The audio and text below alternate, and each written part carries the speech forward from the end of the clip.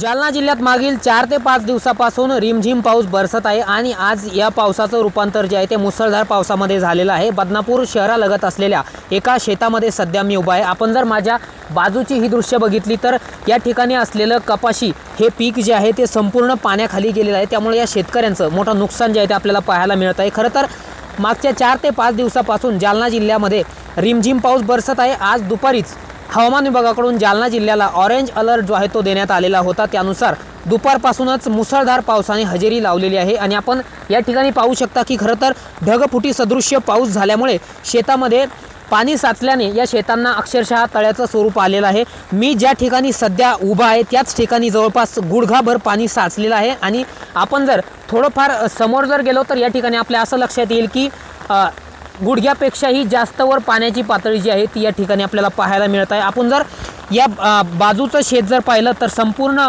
कपाशीचं पीक जे आहे ते पाण्याखाली गेलेलं आहे। त्यामुळे शेतकऱ्यांचं मोठं नुकसान या ढगफुटी सदृश्य पावसामुळे झाल्याचं चित्र आपल्याला पाहायला मिळत आहे। एकूणच आपण जर पाहिलं तर जालना जिल्ह्याच्या विविध भागामध्ये आज दुपारपासूनच मुसळधार पावसाने हजेरी लावलेली आहे। त्यामुळे शेतकऱ्यांची दाणादाण उडालेली आहे।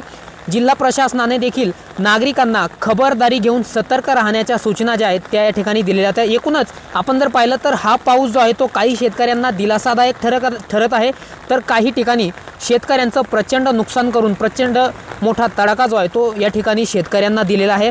आपण या शेतामधील संपूर्ण जो परिसर आहे तो जर बघितला तर अक्षरशः या संपूर्ण शेताला तळ्याचं स्वरूप प्राप्त झालेलं आहे।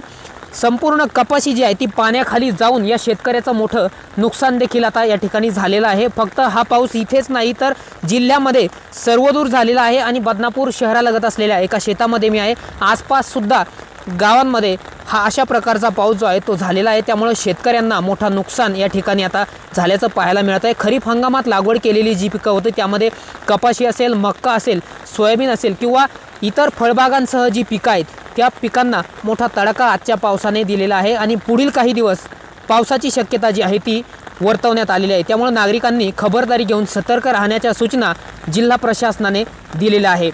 दीपक पालवेसोबत मी रामनाथ ढाकणे, TV9 मराठी, बदनापूर, जालना।